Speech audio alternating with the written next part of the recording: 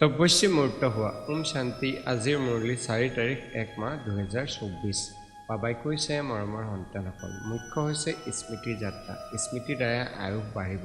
বিকৰ্ম বিনাশ হ'ব স্মৃতিত থাকোঁতাসকলৰ অৱস্থা বাণী চাল চলন অতি উত্তম হ'ব প্ৰশ্ন তোমালোক সন্তানসকল দেৱতাসকলতকৈ অধিক আনন্দিত হোৱা উচিত কিয় উত্তৰ কিয়নো তোমালোকে এতিয়া বহুত ডাঙৰ লটাৰী পাইছা ভগৱানে তোমালোকক পঢ়ায় সত্যযুগত দেৱতাই দেৱতাসকলক পঢ়াব ইয়াত মনুষ্যই মনুষ্যক পঢ়ায় কিন্তু তোমালোক আত্মাসকল স্বয়ং পৰমাত্মাই পঢ়াই আছে তোমালোক এতিয়া সুদৰ্শন চক্ৰধাৰী হৈ আছা তোমালোকৰ গোটেই জ্ঞান আছে দেৱতাসকলৰ এই জ্ঞান নাই শান্তি ধাৰণাৰ বাবে মুখ্য সাৰ 1 বিকৰ্ম বিনাশ কৰিবলৈ বা আয়ুস বঢ়াবলৈ স্মৃতিৰ যাত্ৰাত নিশ্চয় থাকিব লাগে স্মৃতিৰ দ্বাৰাই পাৱন হ'বা সেয়েহে অতি কমেও 8 ঘণ্টা স্মৃতিৰ তালিকাত ৰাখিব লাগে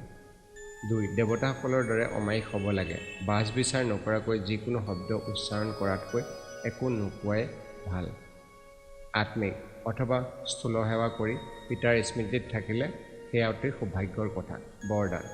সেৱাত থাকিও কৰ্মঠিত অৱস্থাৰ অনুভৱ কৰোঁতা তপস্যীমুক্ত হোৱা শ্লোগান কাৰণৰূপী নেতিবাচকতাক সমাধানৰূপী ইতিবাচকতা কৰি তোলা শান্তি